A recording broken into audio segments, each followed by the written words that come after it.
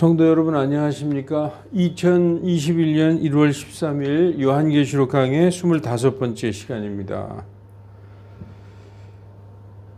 지난 시간은 요한계시록 강의 24번째 시간에는 계시록 16장 1절에서 11절까지 살펴봤습니다. 오늘은 이어서 요한계시록 16장 12절에서 끝절까지 21절까지 공부하겠습니다. 잠깐 기도하고 시작하겠습니다. 거룩하시고 선하신 하나님 아버지, 오늘도 계시의 말씀을 공부할 때 지혜와 명철을 주셔서 성령께서 교회들에게 성도들에게 말씀하시는 것을 능히 깨달을 수 있게 지각과 지혜와 명철을 주시옵소서. 주 예수 그리스도 이름으로 기도하옵나이다. 아멘.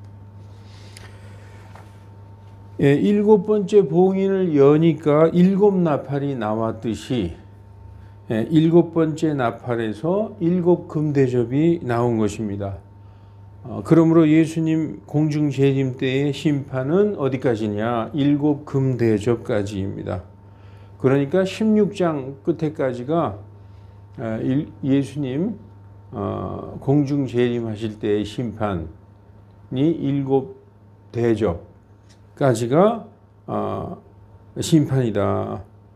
심판은 어린 양의 진노에서부터, 어린 양의 진노는 바로 일곱 나팔이죠. 어린 양의 진노의 표현이 땅에 나팔을 불 때마다 재앙으로 쏟아지는 거잖아요. 그래서 어린 양의 진노는 사람의 아들의 표적으로서 일곱 나팔 재앙입니다. 그래서 어린 양의 진노에서부터 하나님의 일곱 대접의 진노, 거기까지 채워지는 것입니다. 자, 우리가 이 표를 한번 보실까요? 심판은 어떻게 예수님이 오실 때, 의로우신 심판자 예수님이 오실 때가 바로 심판의 때잖아요.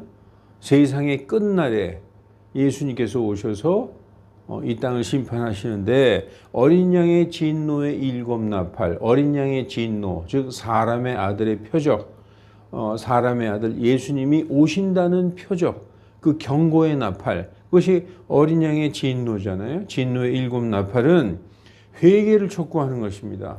그냥 싹 멸해버리는 게 아니라 하나님의 뜻은 모든 사람이 구원을 받고 진리를 아는 데 이르는 것입니다. 그런데 마지막 때에 예수님께서 도둑같이 오셔서 그냥 싹 멸해버리시는 게 아니라 내가 곧 온다, 곧 온다. 그리고 이 나팔이 불 때마다 하늘에서 재앙이 쏟아지는데 바로 예수님이 다시 오신다는 그 성경에 약속해 주신 그 재앙이구나 하고 사람들이 회개하고 돌아오기를 기다리는 경고의 나팔입니다. 그래서 긍휼이 섞여 있어요. 다 3분의 1의 재앙이에요. 그래서 예수님이 일곱 번째 나팔, 마지막 나팔 소리와 함께 휴거하시면은 이 땅을 심판하시는 거예요. 이 땅을 할 때 교회부터 심판한다고 말씀드렸죠. 그래서 요한계시록 14장에 보면은 영존하는 복음이 전해지면서 이는 하나님의 심판의 시간이 이르렀으므로 하나님을 두려워하고 그분께 영광을 돌리고 그분께 경배하라 하면서 음녀의 심판, 저 큰 무너졌도다 저 큰 도시 바벨론이여 하면서 그 음녀가 심판을, 하나님의 진노의 포도주 잔을 받았다. 이 그 심판, 이 경고가 울려 퍼지고 또 누구든지 짐승과 그의 형상에 경배하고 짐승의 표나 그 이름의 수를 가진 자들은 하나님의 그 진노의 포도주를 마시리라. 그래서 이제 교회를 심판할 때 휴거되면은 그 자체가 심판이에요. 우리 성도들에게는 가장 영광스럽고 복된 날이지만 휴거되지 못하면은 알곡이 아닌 쭉정이와 가라지로 남게 되겠고, 또 음녀와 음녀에 속한 자들, 그리고 이교도들, 믿지 않는 자들, 이런 자들이 심판받게 되겠죠. 그래서 휴거 자체가 심판이다. 그리고 휴거된 후에 하나님의 진노의 7 대접이 쏟아지는데 하나님의 백성들을 다 휴거하고 데리고 간 후에 남아있는 자들은 전혀 회개할 줄 모르는, 회개하지 않고 끝까지 하나님을 모독하고 하나님께 영광을 돌리지 않는 자들에게 쏟아지는 그야말로 멸하시는 긍휼없는 심판이다. 그렇게 되어 있습니다. 자, 여러분, 그래서 7번째 봉인이 열어지니까 거기에서 7 나팔이 나왔어요. 그리고 7 나팔에서 7 금대접이 나온 것입니다. 우리가 요한계시록 8장 1절에 보면 예수님께서 마지막 7 봉인을 떼시니까 하늘이 반 시간 동안 고요해지고 천사들이 나오는데 그 천사들에게 7 나팔이 천사들이 하나님 앞에 섰어요. 그 천사들에게 7 나팔이 주어졌더라. 그러면서 7 나팔이 쭉 부러지잖아요. 그래서 6번째 나팔까지는 경고예요. 그래서 7째 나팔의 마지막 나팔에 예수님이 오셔서 세상을 심판하고 성도들 데려가시는 장면이 요한계시록 14장에 나옵니다. 그래서 그 마지막 7 나팔에 바로 연결된 것이 바로 15, 16장이에요. 15, 16장. 그게 뭐냐 하면은 15장에서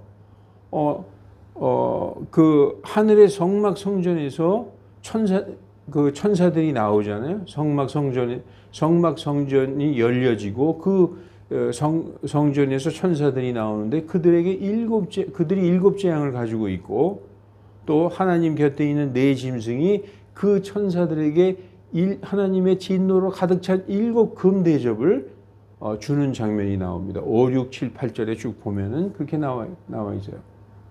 그러면서 이어지는 7 금대접이 16장의 전체 쉼 없이 그냥 첫 번째 대접부터 7째 대접까지 쏟아지는 것이 바로 16장의 내용입니다. 전 시간에 우리가 16장 11절까지 공부했죠. 자, 오늘은 12절. 우리가 그 5번째 천사가 자기 대접을 짐승의 자리에 쏟아부었어요. 짐승의 자리에 쏟아부으니까 그의 왕국이 어두움으로 가득하고 사람들이 고통으로 인하여 자기 혀를 깨물더라. 그런 말씀이 이제 나옵니다. 우리가 5번째 나팔이 부러질 때 5번째 나팔, 6번째 나팔, 7번째 나팔이 화잖아요. 첫 번째 5번째 나팔이 부러질 때 하늘에서 별이 하나 떨어졌는데 그에게 바닥 없는 구덩이에 열쇠가 주어졌죠. 그래서 바닥 없는 구덩이를 여니까 메뚜기들이 올라왔어요. 그 메뚜기들이 5개월 동안 사람들을 괴롭히는데 이마에 하나님의 인이 없는, 즉 하나님의 성도 구원받지 못한 자들만 5달 동안 괴롭히되 죽이지는 못하게 하더라.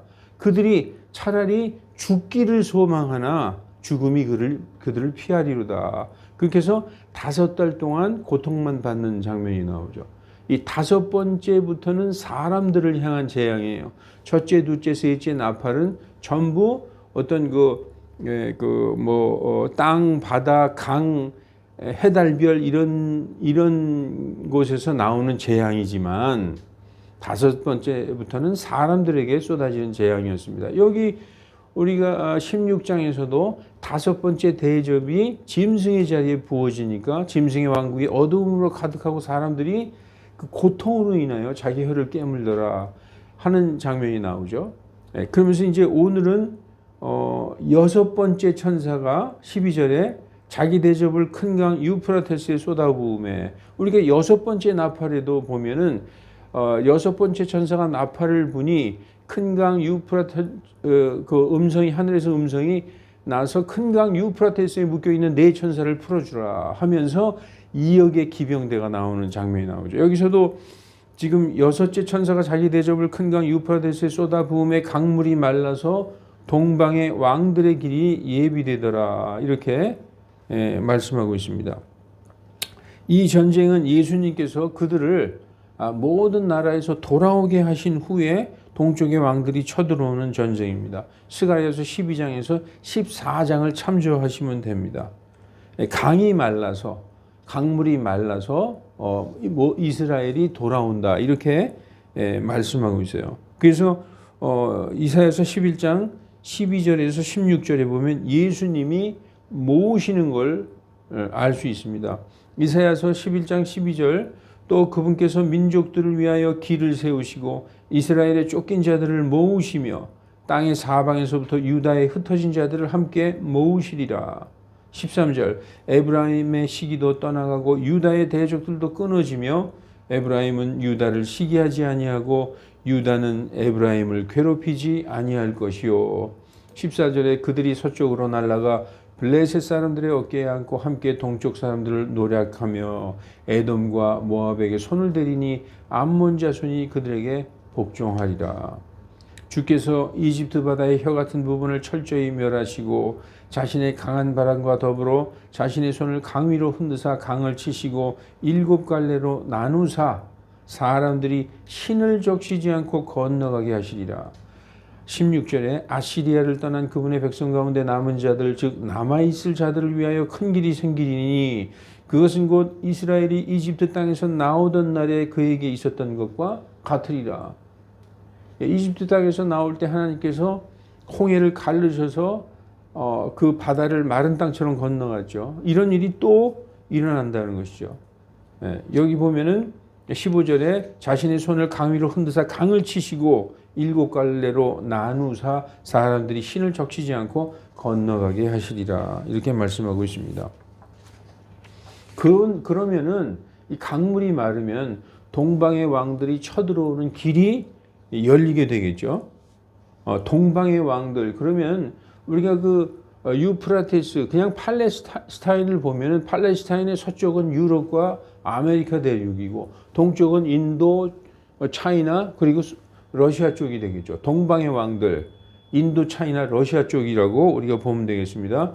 자, 16장 13절에 또 내가 보니 개구리 같은 부정한 영 셋이 용의 입과 짐승의 입과 거짓 대언자의 입에서 나오니, 부정한 영은 개구리 같죠. 근데 성령님은 비둘기 같이 내려앉으신다. 마태복음 3장 16절, 예수님께서 물 위에 올라오실 때에 성령께서 비둘기 같이 그분 위로 내려오시는 것. 그런데 부정한 영은 개구리 같은 영이다. 더러운 영이다. 용의 입, 사탄이죠. 그리고 짐승, 사탄의 아들. 우리도 하나님을 보면 하나님과 하나님의 아들과 성령님, 이렇게 삼위일체가 있듯이 이 사탄도 용, 예뱀, 저 큰 뱀, 예뱀, 용이죠. 용과 그의 아들 짐승, 적그리스도, 또 거짓 대언자는 성령님의 카운터파트로서 이 거짓 영을 얘기하는 것입니다. 그래서 사탄의 삼위일체를 보여주는 거죠. 이렇게 개구리 같은 부정한 영 셋이 나와서 16장 14절에 보면은 그들은 마귀들의 영이라, 마귀들의 영들이에요. The spirits of devils라고 되어 있어요. 기적들을 행하면서 땅과 온 세상의 왕들에게 나아가 하나님 곧 전능자의 저 큰 날의 전투를 위하여 그들을 모으더라. 누구를 모은다고요? 땅과 온 세상의 왕들, 그들을 속여서 그들을 자기 편으로 만들어서 하나님 전능자, 하나님 전능자와의 마지막 전투를 하려고 그들을 땅과 온 세상의 왕들을 모으더라. 마귀들의 영들로서 기적을 행한다 이거죠. 우리가 요한계시록 13장에 봤듯이 불이 하늘에서 내려오게 하고 형상이 막 말을 하게 하고 엄청난 권능 기적들을 행한다. 그래서 데살로니가후서 2장 9절에도 보면은 저 사악한 자가 오는 것은 사탄의 활동을 따라서 모든 권능과 표적과 거짓 이적과 불의의 온갖 속기 쉬운 것으로서 멸망하는 자들 가운데서 오는 것이니 이는 그들이 진리의 사랑을 받아들이지 아니하여 구원받지 못함이라. 이 말씀에서도 보면 저 사악한 자, 적그리스도가 오는 것은 사탄의 활동을 따라서 모든 권능과 표적과 거짓 이적과 불의의 온갖 속기 쉬운 것으로서 그런 것을 가지고 놀라운 표적들을 가지고 땅의 왕들과 세상의 왕들을 속여서 주 하나님 저 전능자를 대적하는 전투를 벌이게 된다는 것이죠. 그래서 땅과 온 세상의 왕들을 속여서 아마겟돈 전쟁으로 그들을 모으는 것이죠. 16장 15절에 보니까 보라 내가 도둑같이 오리니 깨어 자기 의복을 지켜 벌거벗고 다니지 아니하며 자기의 수치를 보이지 아니하는 자가 복이 있도다.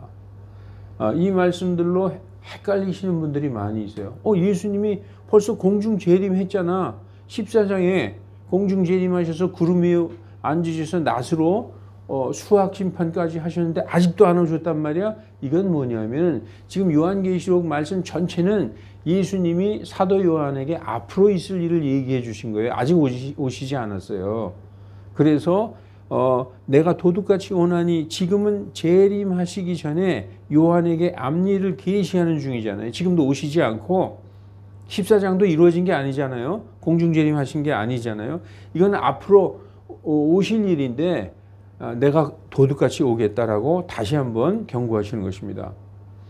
자, 재림은 공중재림과 지상강림이 있어요. 공중재림과 지상강림, 마지막 나팔 소리에 그 호령과 천사장의 음성과 그 많은 권능의 천사들과 그 예수님의 품 안에서 잠자는 자들 다 데리고 오실 때, 그때 공중재림하실 때죠. 그때 휴거되는 거예요. 수학 심판하시는 거죠. 그게 14장에 나와 있고, 지상강림, 땅으로 이제 내려오시는 것은 공중재림하신 예수님이 7년 동안 어디 하늘에서 잔치하고 이런 거 없습니다. 그건 다 사람들이 지어낸 소설이에요. 예수님이 공중재림하시고 그리고 땅을 심판하신 다음에 바로 내려오시는 거예요. 네, 그게 바로 올리브산에 스가랴서서에 보면 올리브산이 남쪽 북쪽으로 갈라지는 게 나오죠. 그게 19장에 그 지상강림을 말씀하시는 것입니다.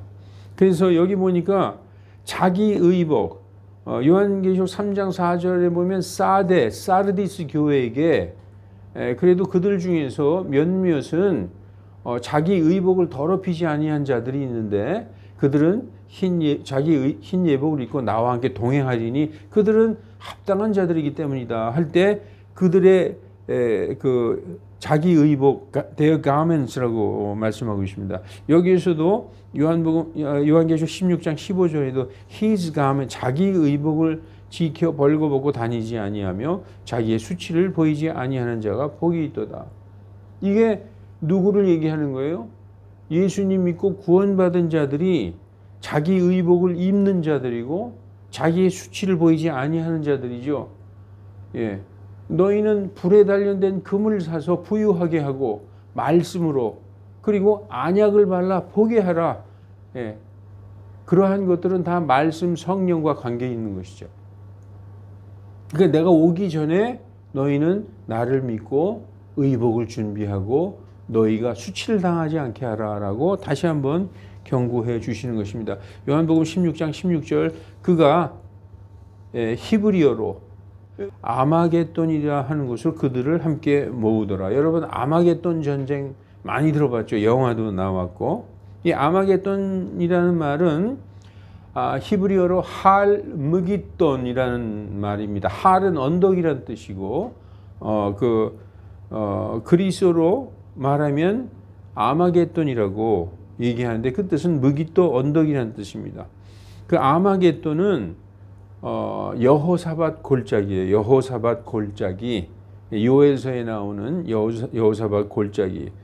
그러니까 예루살렘과 올리브산, 감람산 사이에 있는 골짜기로서 기드론 골짜기, 브라가 골짜기 또는 판결 골짜기라고도 합니다. 네, 그래서 이 아마겟돈은 지금 16장 16절에 나오는데 그 아마겟돈 전쟁에 대해서 요엘서 3장에 보면 9절로 16절에 나와 있습니다.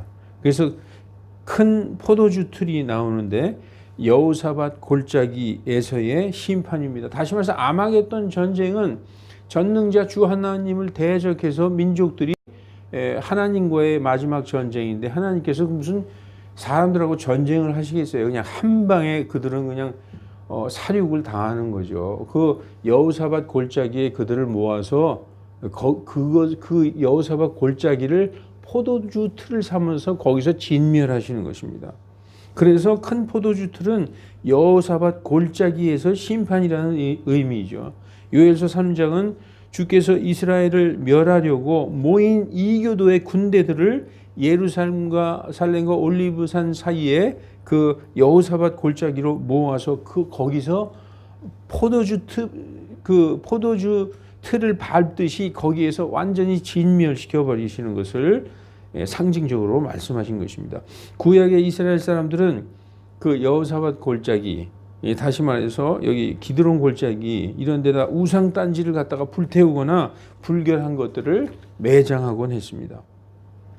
그래서 이제 그 이스라엘을 대적하려고 함께 모인 그 이교도들의 그 열국들, 이것은 하나님의 그 민족인 이스라엘을 멸하려고 모인 것은 바로 하나님을 대적하려고 모인 것이죠.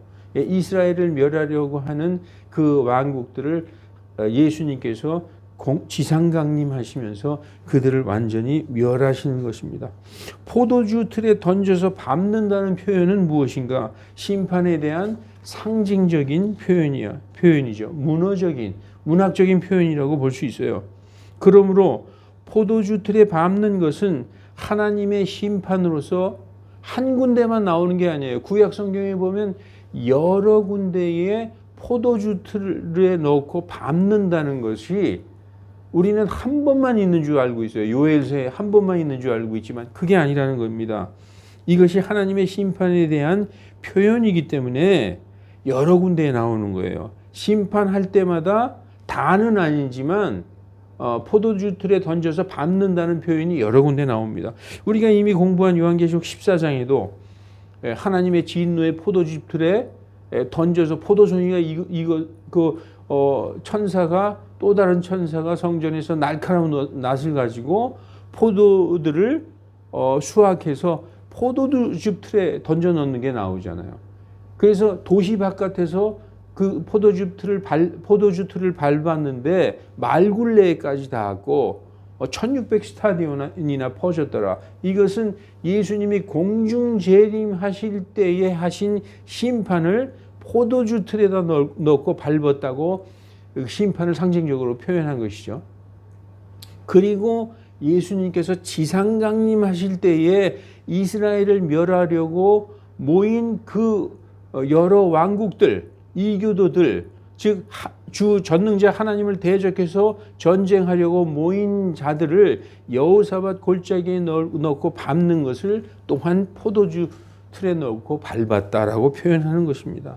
잘못해서 모든 포도주 틀만 나오면 전부 여호사밧 골짜기. 왜냐하면은 공중 재림 때 하신 심판도 지상 강림하실 때의 요엘서에 나온 것으로 착각할 수 있기 때문입니다. 네, 그래서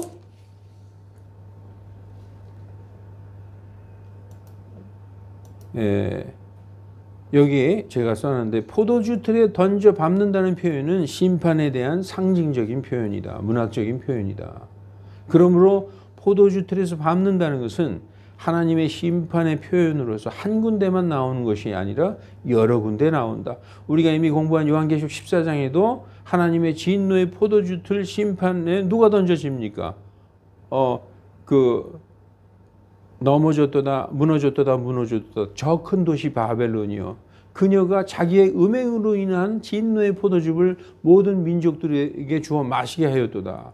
그래서 그녀에게 그녀가 그녀에 속한 자들은 포도주 틀에 던져져서 멸망받는 것이죠. 그게 심판이죠. 또 누구의 심판이 나옵니까? 짐승의 형상과 짐승과 그의 형상에 경배하고 또 그의 표를 받고 그의 이름의 숫자를 가진 자들, 그들은 하나님의 섞인 것이 없이 부어진 하나님의 진노의 포도즙을 마시리니, 어디에서? 진노의 포도즙 틀에 던져져서. 그때 예수님이 공중재림하실 때의 심판이죠. 그리고 오늘 16장에서도 아마겟돈 전쟁에서 이스라엘을 치러온 열국의 이교도들이 심판을 받는 것도 포도주 틀에 넣고 밟는 것으로 묘사했어요. 왜냐하면 이것을 하나로 다 생각하면은 14장도 지상강림이고 16장도 지상강림이고 다 지상강림으로 해석을 하는 경우가 있어요. 왜냐하면은 세대주의에서는 공중재림은 이미 벌써 하셨으니까 14장의 수학심판을 공중재림으로 생각하지, 그렇게 번역 안 하려고 노력하는 거죠. 그렇게 해석하지 않으려고 노력하는 거죠. 그것을 다 지상강림 때 이루어진 것으로 해석할 수 있다는 것입니다. 근데 그게 아닌데도 불구하고, 자 보십시오. 에돔의 심판의 때에도, 에돔, 야곱의 형 에서의 나라죠. 에돔의 심판 때에도 예수님께서 포도주 틀을 밟는 것으로 묘사하고 있어요. 오직 그 아마겟돈 전쟁만, 여호사밧 골짜기에서 밟는 것만 포도주 틀 심판이 아니라 이사야서 63장 1, 2, 3절 에돔에서 나오며 물들인 옷을 입고 보스라에서 나오는 이자가 누구냐? 의복이 영화롭고 자신의 큰 능력으로 다니는 이자가 누구냐? 의 안에서 말하는 나니 곧 구원하는 능력이 있는 자니라. 누구예요? 예수 그리스도죠. 구원하는 능력이 있는 자, 구원자 예수 그리스도. 2절에 어찌하여 주의 의복이 붉으며 주의 옷이 포도즙 틀을 밟는 자와 같으니까. 예수님이 에돔을 포도즙 틀에 넣고 밟으셨다는 거예요. 옷이 다 붉어졌다는 거예요. 혼자 밟으셨어요. 혼자. 자, 그래서 요한계시록에 보면 예수님이 밟은 게 아니죠. 그런데 이사야서 63장 에돔을 심판할 때 혼자 밟으셨다고 말씀하시죠. 이사야서 63장 3절에 만 백성 중에서 나와 함께 한 자가 없이 내가 홀로 포도즙 틀을 밟았노라. 내가 친히 분노하여 그들을 밟고 친히 경노하여 그들을 짓밟으리니 그들의 피가 내 옷에 튀어 내 의복을 다 더럽히리라. 그러니까 포도주, 하나님의 진노의 포도주 틀 심판, 그러면 딱 하나 요엘서에서 여호사밧 골짜기에 그 심판만이 아니라 포도주 틀에 밟는다는 것은 구약에 여러 군데 나오는 하나님의 심판을 문학적으로 상징적으로 표현한 것이다. 그리고 그것을 요한계시록 14장에도 말씀하시고 있고, 이제 지상강림하셔서 민족들이 이스라엘을 치러 오는 그 전쟁, 아마겟돈 전쟁에서도 포도즙 틀에 넣고 밟으신다, 심판하신다, 그런 말씀을 하시는 것이죠. 이제 16장 17절 일곱째 천사가 자기 대접을 공중에 쏟아부음에 큰 음성이 하늘의 성전에서 왕자로부터 나서 말씀하시되 다 되었다 하시니, 다 이루어졌다, 다 이루었다는 것이죠. 요한복음 19장 3절에 예수님이 십자가에서 운명하시기 전에 It is finished, 다 이루었다 하신 말씀처럼 여기에서도 보면 영어로 다 되었다, It is done, 이렇게 다 이루어졌다, 이렇게 말씀하고 있는 것입니다. 하나님의, 그러니까 공중재림하셔서 어린 양의 진노로부터 긍휼이 전혀 없는 완전히 멸해버리는 하나님의 진노에 이르기까지, 여기까지가 심판의 끝이라는 것입니다. 자, 그래서 이제 18절에 음성들과 천둥들과 번개들이 있고 큰 지진이 있어 얼마나 강력하고 큰지 사람들이 땅 위에 있은 이래로 그 같은 지진이 없었더라. 이 하늘에 있었던 하나님의 재앙, 하나님의 분노, 이런 것을, 심판을 이때 다 쏟아부은 거예요. 하늘에는 더 이상 음성, 천둥, 번개, 지진이 없다고 봐도 돼요. 왜냐하면은 이 큰 지진, 그 스가랴서에서도 14절에 큰 지진이 있지만 음성들, 천둥들, 번개들은 7번째 나팔이 부러졌을 때 성전 안에 남아 있었어요. 요한계시록 11장 15절에 보면 마지막 7번째 나팔이 부러지니까 이제 이 세상 왕국들이 우리 주와 그분의 그리스도의 왕국들이 되었으니 그분께서 영원무궁토록 통치하시리로다 하면서 무슨 말씀이 나오냐 하면은 민족들이 분노함에 그 죽은 자들의 때가 이르렀고 하나님의 심판의 때가 이르렀다 하시면서 나오는 것이 성전에 음성, 천둥, 번개, 지진이 남아 있는 게 그게 하나님의 진노가 아직까지 남아 있는 거예요. 그러니까 어린 양의 진노 때에 성도들이 구원받았죠. 그리고 구원받은 후에 땅에 남아 있는 더 이상 구원할 필요조차 없는 그들은 회개도 하지 않고 돌이킬 줄 모르는 자들이에요. 하나님께 영광 돌리지 않고 모든 일에서 하나님을 모독하는 자들에게 쏟아질 그 재앙을 음성, 천둥, 번개, 지진으로 표현하고 있습니다. 그래서 요한계시록 11장 19절에 보면 이에 하늘에 있는 7번째 나팔이 부러진 직후에 7번째 대접이 아닙니다. 11절이니까 여기에 보면 이에 하늘에 있는 하나님의 성전이 열리니 그분의 성전 안에 그분의 유언의 궤가 보이며 또 번개들과 음성들과 천둥들과 지진과 큰 우박이 있더라. 그런데 요한계시록 16장 18절에 그 11장의 하늘의 성전에 있었던 천둥, 번개, 지진, 우박이 다 쏟아져 내리면서 완전히 다 그냥 땅 위에 쏟아져 내리는 것입니다. 그 하나님의 진노를 완전히 쏟아부은 것이죠. 그래서 이 재앙들은 7번째 대접. 지금 여기 16장 18절이 뭡니까? 7번째 대접이죠. 여기 요한계시록 16장 17절에 보면은 7번째 천사가 자기 대접을 공중에 쏟아 부음에 음성, 천둥, 번개, 지진이 있고 그리고 그 큰 지진이 있어 얼마나 강력한지 사람들이 땅 위에 있은 이래로 그와 같은 지진이 없었더라라고 말씀하고 있습니다.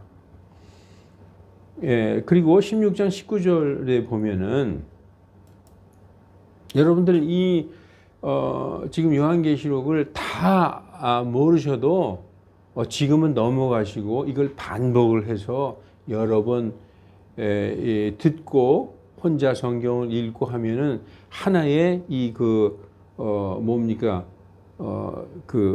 어떤 틀이 이렇게 딱 생깁니다. 그렇게 되면 그때는 이제 쉽게 이해가 될 거예요. 자, 그래서 그 큰 도시 여기 보면 그 큰 도시가 세 조각이 나고 민족들의 도시도 무너지며 왜냐하면 큰 지진이 있었다고 그러잖아요. 또 큰 지진이 있어 얼마나 강력하고 큰지 사람들이 땅 위에 있은 이래로 그 같은 지진이 없었더라. 이어서 그 큰 도시가 세 조각이 나고 민족들의 도시도 무너지며 또 큰 바빌론이 하나님 앞에 기억하신 바 되니 이는 그분의 맹렬한 진노의 포도주 잔을 그녀에게 주려 함이라. 그 큰 도시는 많은 사람들이 예루살렘으로 해석하고 있어요. 예루살렘으로.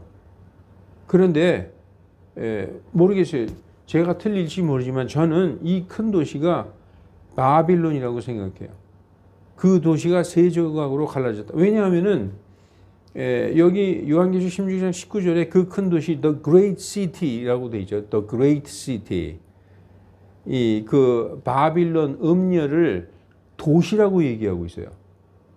그래서 민족들의 도시도 무너지고 또 큰 바빌론이 하나님 앞에 기억하신 바 되었다. 그런데 요한계시록 14장 8절에도 보면은 또 다른 천사가 뒤따르며 말하되 우리가 그 14장에 보면은 하늘을 날아가는 천사가 하나님의 영전하는 복음을 선포한 다음에 이 음녀 바벨론이 무너졌도다 저 큰 도시 바벨론이여 하는 게 나오죠. 하늘을 날아가면서 외치는 그 소리가 이때 저 큰 도시가 뭐냐면 That Great City예요. 이 That Great City가 지금 요한계시록 16장 19절에 그 큰 도시 지금 여섯 번째 대접을 쏟았을 때의 그 아마겟돈 전쟁이라는 것은 예루살렘과 이스라엘을 보호하시는 지상 강림하시면서 그들을 구원하시는 전쟁이잖아요.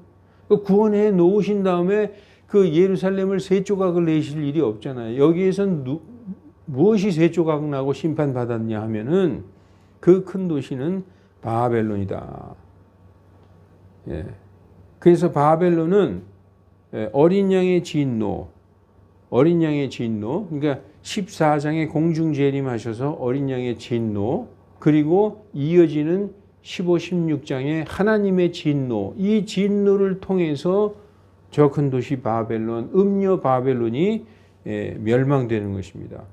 그래서 어린 양의 진노의 포도주 틀, 하나님의 진노의 포도주 틀, 이게 전부 다 어린 양의 진노와 하나님의 진노를 통해서 연결되어 있는 것이죠. 어린 양의 진노가 끊어졌다가 하나님의 진노가 닥치는 게 아니라 어린 양의 진노와 하나님의 진노는 이어져 있어요. 어린 양의 진노, 그 사이에 휴거, 이어지는 하나님의 진노를 보면 됩니다. 그 어린 양의 진노와 하나님의 진노에서 심판을 받은 게 무엇이냐? 바로 저 큰 도시 바벨론. 그 자세한 멸망의 심판에 대해 심판받으면서 멸망을 묘사한 것은 17, 18장에 자세히 기록되어 있다는 것입니다. 예수님의 지상 강림은 19장에서 이루어지죠. 19장 전체를 읽어보면 이제 예수님이 땅으로 내려오시는구나. 많은 성도들과 함께 흰 옷을 입고 흰 말을 타고 내려오시는 장면이 19장에 기록되어 있습니다. 자, 그래서 요한계시록 17장, 우리가 지금 16장까지 공부했잖아요. 남은 17, 18장은 바벨론의 심판, 저 큰 음녀 바벨론에 대한 심판으로서 요한계시록 14장 8절과 오늘 우리가 본 16장 19절에 대한 설명이에요. 뭐가? 요한계시록 17장과 18장이. 자, 요한계시록 14장 8절에 또 다른 천사가 뒤따르며 말하되 무너졌도다 저 큰 도시 바빌론이여, 이는 그녀가 자기 음행으로 인한 진노의 포도주를 모든 민족에게 주어 마시게 하였습니다. 이 말씀이 예수님이 공중 재림하시는 14장에 나와 있죠. 그리고 하나님의 진노의 대접이 쏟아지는 16장에도 나와 있습니다. 그 큰 도시가 세 조각이 나고 민족들의 도시들도 무너지며 또 큰 바벨론이 하나님 앞에 기억하신 바 되니 이는 그분의 맹렬한 진노의 포도주잔을 그녀에게 주려 함이라. 그러니까 바벨론의 멸망은 그 14장에 예수님의 공중 재림서부터 하나님의 진노의 7 대접까지 이어지는구나, 우리가 알 수 있는 것입니다. 그래서 요한계시록 16장 20절에 이제 모든 섬이 사라지고 산들도 보이지 아니하며, 우리가 요한계시록 6장 14절 예수님께서 6번째 봉인을 띄니까 하늘이 해가 머리카락으로 짠 천처럼 검어지고 달이 피같이 되고 별들이 설익은 무화과 나무에서 그 무화과가 떨어지고 산과 섬들도 제자리에서 옮겨지며, 산과 섬들이 사라졌다는 말씀하지 않았어요? 6장에서 산과 섬들이 제자리에서 옮겨지고 하늘이 두루마리처럼 말려 떠나갔다고 얘기하고 있어요. 지금 요한계시록 16장 20절에는 모든 섬이 사라져 버렸다는 거예요. 산들도 사라져 버렸어요. 보이지 아니하더라, 이렇게 말씀하고 있는 것입니다. 자, 그래서 이제 21절 보겠습니다. 또 하늘에서 무게가 각기 한 달란트 가량이나 되는 큰 우박, 한 개 한 56kg 정도 되는, 모르겠어요. 누가 이렇게 말씀하셨더라고요. 어떤 신학자가. 한 50kg, 60kg 되는 우박이 한 덩어리에, 그런 우박이 사람들 위에 떨어짐에 사람들이 우박의 재앙으로 인하여 하나님을 모독하니 이는 그 재앙이 지극히 큼이더라 하면서 16장이 끝납니다. 그러니까 음성, 천둥, 번개, 그리고 지진, 이 지진으로 인해서 저 큰 도시 바벨론 세 조각이 났죠. 그리고 나중에 사람들에게 우박까지 해서 하나님의 모든 재앙, 하나님의 모든 진노가 이 7 대접으로 인하여 완전히 채워진 것입니다. 그래서 오늘은 16장까지 다시 말씀드리면 이거죠. 이것이 이제 완성된 거죠. 하나님의 어린 양의 진노의 7 나팔, 그리고 휴거, 그리고 하나님의 진노의 대접이 이게 하나의 심판으로서, 심판은 어떻게 되어 있느냐? 어린 양의 진노, 즉 의로우신 심판자 예수 그리스도께서 재림하시는 것이 바로 심판하시는 거죠. 땅을 심판하시는 거죠. 그래서 어린 양의 진노에서부터 시작되는 것이죠. 그래서 어린 양께서 오시면은 재림하심 휴거, 그리고 휴거 직후에 하나님의 진노의 7 대접으로 오늘 16장을 우리가 살펴보았습니다. 다음 시간에 이제 17장으로 넘어가겠습니다. 기도하겠습니다.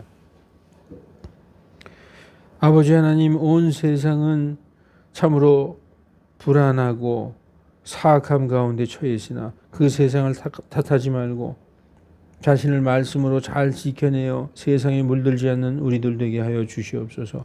영적으로나 육신적으로나 순수하고 진실한 성도들로서 긍휼의 마음으로 사람을 대하게 하여 주시고 서로 사랑을 나누게 하여 주시옵소서. 주 예수 그리스도 이름으로 기도하옵나이다. 아멘.